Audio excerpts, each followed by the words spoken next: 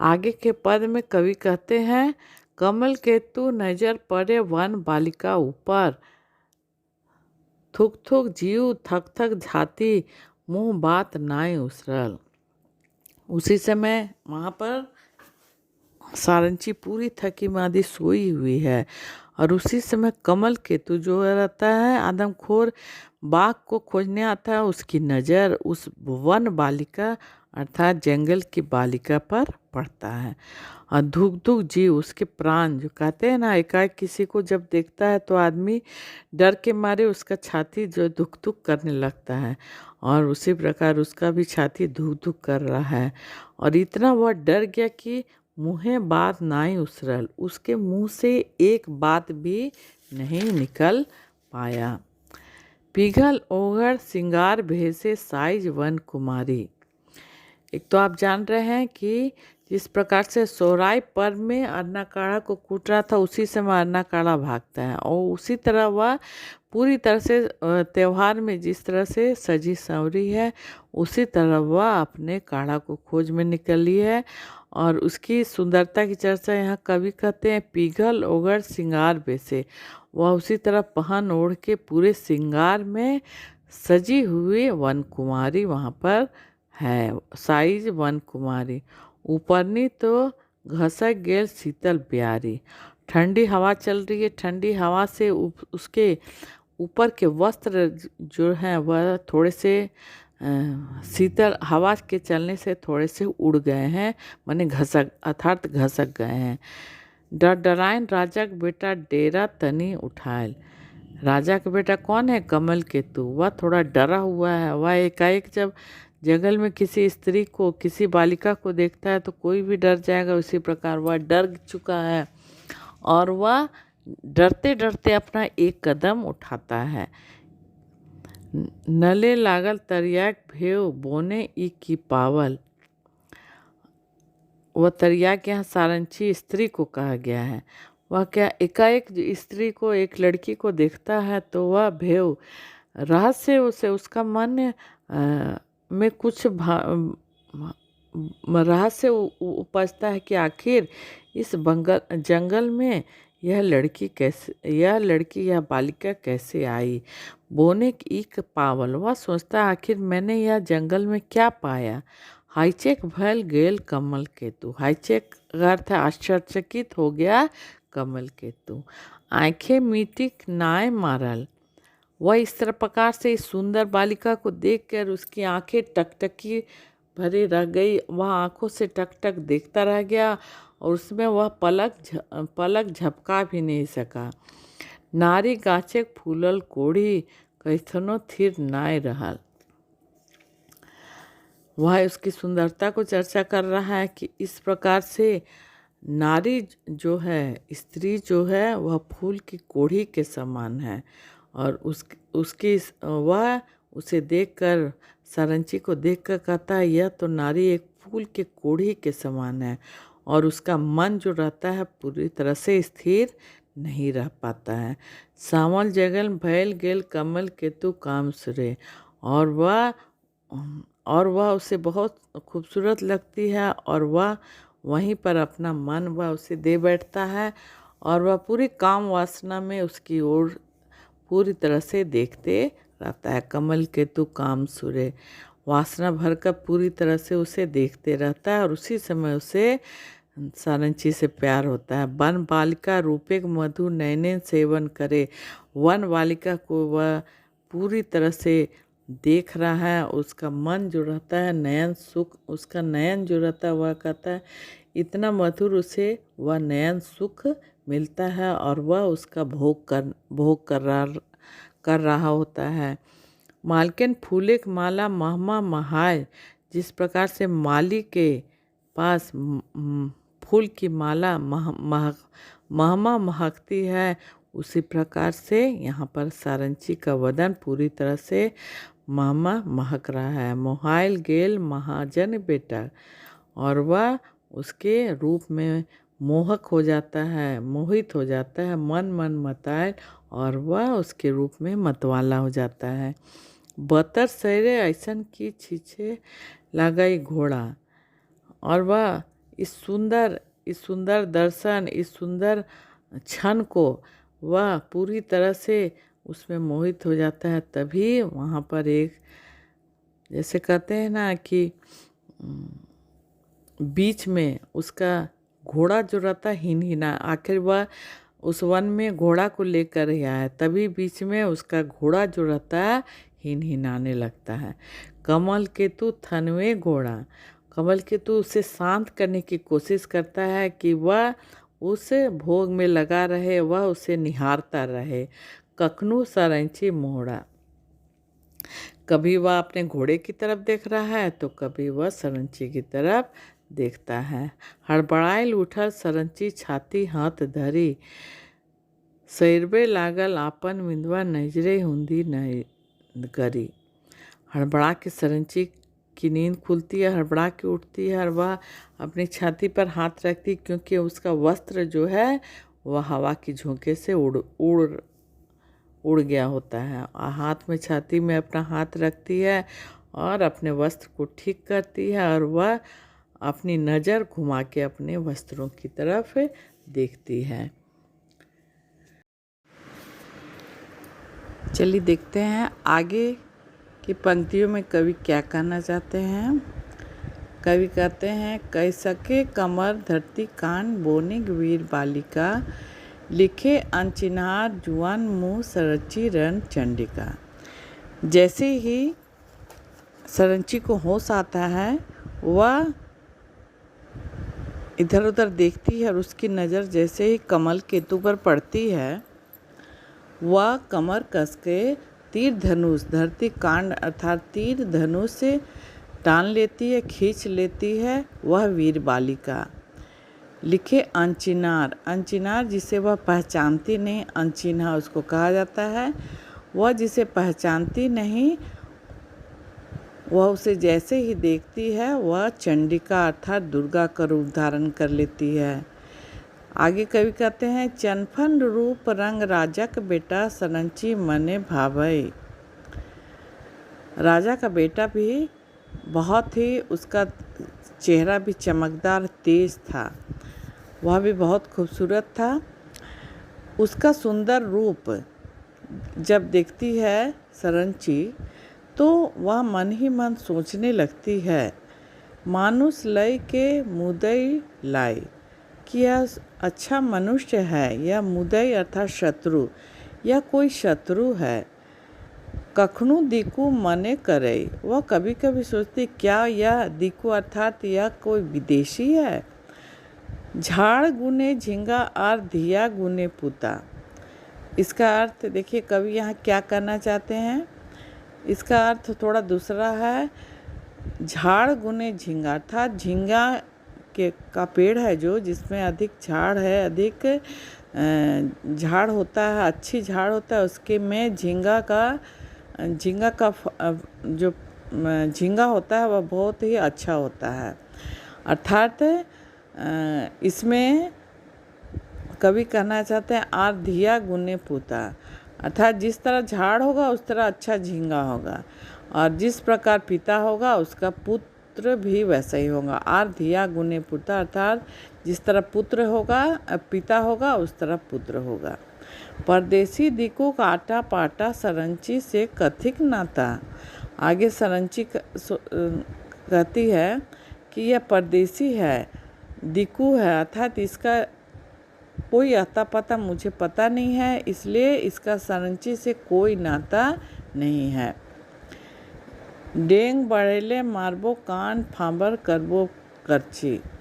सरंची उसे देखकर, अनचिना अर्थात अपरिचित मनुष्य को देखकर वह गुस्से में कहती है, अगर एक भी कदम आगे बढ़ाया तो मैं कांड से अर्थात तीर धनुष से मार दूंगी और तुम्हारे कलेजे को फाड़ दूंगी। हाथेक बलम फेंक दे पापी, ना तो देखबे सरंची मर्जी। सरंची कहती है हाथ में कमल केतु को कि हाथ में तुम्हारा जो बलम है अर्थात जो शस्त्र है, जो बलम जो भाले की तरह होता है, उसे तुम फेंक दो, नहीं तो मेरी मर्जी तुम देख लोगे। भय सिंगार अड़गुड़ राग करूँ सात वीर, सातों रसे सरंची बाला कभी माथा धीर। इसमें कवि ने सरंची के गुण का बखान किया है और कहते हैं कि सातों रस इस वीरबाला में था। भय, श्रृंगार, रणगुण, क्रोध, करुणा, शांत, वीर रस, ये सातों रस जो है इस वनबाला के अंदर है। हाथे बलम नजर कर भुएं बलम फेंक देल, हाथ जोड़ कमल केतु बीचे तनिक डाल गेल। हाथ में जो कमल केतु का बलम रहता है वह उसे फेंक देता है और हाथ जोड़कर कमल केतु जो रहता है बीचे तनी अर्थात वह सरंची के थोड़ा आगे खड़ा हो जाता है। तुड़ुप तुड़ुप करे छाती अंतरे मन सरल, उसका छाती अर्थात धक धक करने लगता है, पर कमल केतु शांत और सरल स्वभाव का है। डरे डरे राजा का बेटा कमल केतु नेहर करल, डरते डरते रहे राजा का बेटा जो कमल केतु है वह विनती करता है, हे वनबाला के लागे तो, हे वन की बाला तुम आखिर कौन हो। क्योंकि एकाएक घने जंगल में किसी स्त्री को देखकर कोई भी पुरुष सोचता आखिर यह लड़की है, यह बालिका है, वह जंगल में क्या कर रही है, और वह सरंची से पूछता है कि हे वनबाला तुम कौन हो, या वन राखी वन देवी, तो क्या तुम वन की रक्षा करने वाली हो कि वन की देवी हो, या वन माला या वन माया की जोगिनी भैरवी तू।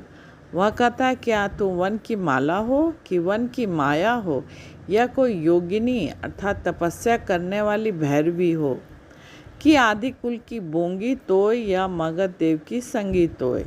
वह कहता है कमल केतु सरंची से क्या तुम आदि कुल की कोई बोंगी माने भूतनी हो, बोंगी का अर्थात यहाँ भूतनी है, आदि कुल की भूतनी हो, या मगध देव की संगी अर्थात मगध देव की साथ देने वाली हो, या शक्ति माँ चंचला देवी या दमुद्रिक डोंगी तोय। तुम शक्ति माँ अर्थात दुर्गा कहा गया है कि तुम कोई शक्ति माँ चंचला देवी हो, या दामोदर नगर की डोंगी अर्थात पतवार नाव को कहा गया, या तुम दामोदर की पतवार हो, कि विहार की बिहारिणी हो। बिहार यहाँ योगी मठ को बिहार कहा जाता है, और योगी मठ अर्थात योगियों के रहने वाले स्थान को योगी मठ कहा जाता है, और वहाँ पर जो योगी और योगिनी साथ में रहती है, तो वहाँ का यहाँ पर कमल केतु कहता है तुम विहार अर्थात योगी के मठ में रहने वाली योगिनी बिहारिणी माने अर्थात योगिनी हो, या गौतम बुद्ध पुजारिनी या गौतम बुद्ध की पुजारिनी हो। धरतिक झारखंडी देवी की उमादित्य बरूनी, तुम इस झारखंड धरती की देवी हो या उमादित्य की पत्नी हो, कि चांद की इंजोरी लागे ने ललफुन रफ जलफनिया।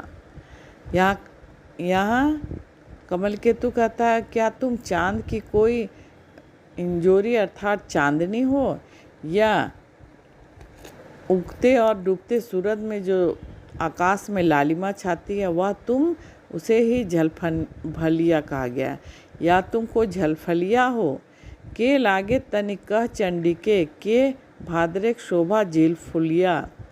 आखिर तुम कौन हो चंडिका है, क्या तुम भादों की शोभा अर्थात भादों में जो झींग फुलिया अर्थात झींगा फूल होता है सफ़ेद रंग का जो शाम को खिलता है उसे कहा गया, या तुम झींग फुलिया हो, कि लखवाइक पांडुलिपि, क्या लिखने वाले की पांडुलिपि हो। पांडुलिपि कहा जाता है जो हाथ से पहले लिखा जाता था, कोई भी पोथी लिखा जाता था उसे पांडुलिपि कहा जाता है।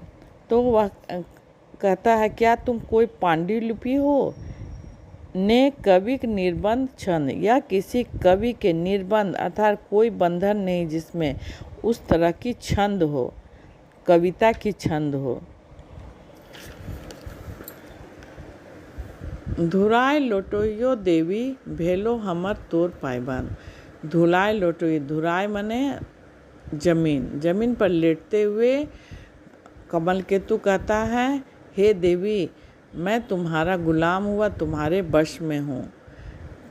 चहीट गेलु कमल केतु, टेहुना गादा गादर गुदुर। कमल केतु रहता है, वह खड़े हो जाता है, माने नीचे अपने टेहुना पर खड़े हो जाता है, अपने नी पर खड़े हो जाता है और वह चहीट बने उसके आगे पहुंचना चाहता है, सरंची के आगे। तभी सरंची गुस्से में कहती है, खबरदार हड़बड़ाइवे नाय। सरंची गरजे लगे टाकुर टुकुर। और सरंची गुस्सा हो जाती है और कहती, खबरदार हड़बड़ाओ नहीं, अर्थात जल्दबाजी न करो। और वह उसे टुकुर टुकुर देखती है। कमल केतु चनफन रूप सरंची अंतरे, हेमल पानी हिलोरी मारे भय देख समुंदरे। कमल केतु का चनफन अर्थात चमकदार तेज चेहरा देखकर सरंची का मन हिमाय पानी अर्थात उसके हृदय रूपी ठंडे पानी में, उसके भय रूपी जो उसके अंदर भय था, उसके समुंदर में उसके अंदर भय गोते खाता है और वह सोचने लगती है, टाटा करी लागली सरंची कमल केतु चनके नाय देल। और नाटक करने लगती है। टाटा का अर्थ नाटक है। और वह नाटक करने लगती है और वह कमल केतु को अपने नज़दीक नहीं आने देती है। तो के लागे बताओ पहले, राग रस से पूछल गेल। और वह गुस्से में पूछती है, आखिर तुम कौन हो, पहले यह बताओ। कमल केतु कहता है, बाप हमर राजा काल केतु, उमादित हमर पुरखा, नाव कमल केतु हमर, काम वनवासिक रक्षा। कमल केतु सरंची को बता रहा है कि मेरे पिता काल केतु है और उमादित हमारे पुरखा हैं। पुरखा अर्थ है पूर्वज है। नाम हमारा कमल केतु है और मैं वनवासियों का रक्षा करता हूँ।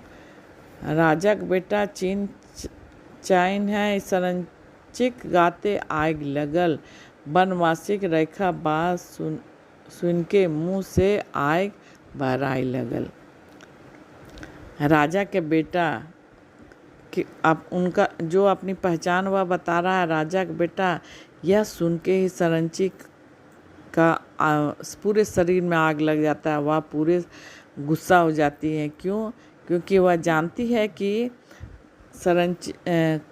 काल केतु जो है वह इन वनवासियों के साथ बहुत ही खराब व्यवहार किया था, इसलिए वह बहुत गुस्सा हो जाती है और उसके पूरे शरीर में आग लग जाता है। वह जैसे ही जानती है कि वह काल केतु का बेटा है और वह कहती है, वनवासी की रक्षा बात सुनी के मुंह से आग बहराई गया। और जैसे ही वह कहता है कि मैं वनवासी का रक्षा करने वाला हूँ, वह और भी गुस्सा होती है और उसके मुंह से आग निकलने लगता है। चेंच गांव गाढ़े के राजा का बेटा जंगली जीवे के रखवैया। और वह अचरज होती है और कहती है, क्या चेंच गांव गढ़ का राजा का बेटा और वह जंगली जीव का रक्षा करने वाला कहीं हो सकता है? तोर बाप जंगल काट देल, माटिक परिधन उधवैया। तुम्हारे पिता जो हैं वह पूरे जंगल को काट दिए और माटिक परिधन अर्थात वह माटी का कहता है वस्त्र भी पूरी तरह से उतार दिए। माँ माटी के नंगट करी देल। वह अपनी मिट्टी को माँ का रूप माँ के रूप में कहती है और कहते हैं, इस धरती के माटी को नंगा कर दिया तुम्हारे पिता ने, उमादित्य तुम्हारे पूर्वज ने। वन मनुष्य के मांस नोचल तो आप करबे रक्षा। तुम्हारे जो पुरखे थे वह वन मनुष्य का मांस नोच के खा लिया और तुम उसकी रक्षा करने आए हो। हीरक सोना चंदन हरल अंगसरेक राजा गुढ़ी। यहाँ जितने झारखंड के वन में हीरा सोना चंदन बहुमूल्य चीज़ है, उसका अंगसर के राजा जो है उसका व्यापार करके अपना गोड़ी अर्थात अपना निर्माण यहाँ पर, अपना गढ़ यहाँ पर तैयार किए। बापेक चाप दाढ़ी भेले बेटा खवई थोड़ा थोड़ी, कहते वह उसे व्यंग करते हुए कहती है, जिस बाप का दाढ़ी होता है उसका बेटा का तो दाढ़ी अवश्य थोड़ा न थोड़ा होगा। गांठ बांध ले हमर बात नजर नाय लगई हैं, घटवाहा के बेटी हम लागी आगिन काढ़ देखे लिए। वह कहती है, एक कमल के तुम गांठ बांधकर हमारी बात गांठ बांध लो और हम पर नज़र न लगाना। हम घटवाहा की बेटी है और अगिन कांड माने अग्नि रूपी तीर या देख लो। फूल ऐसन मन हमर बजर ऐसन घात। फूल कैसा अर्थात मेरा सरल मन है, हृदय है, लेकिन मेरा यह शरीर जो है बज्जर अर्थात बिजली की तरह है। फूलवे गेले हम नाय फूलबो। तुम हमें फुला रहे हो बात से, पर हम फूलने वाले नहीं हैं।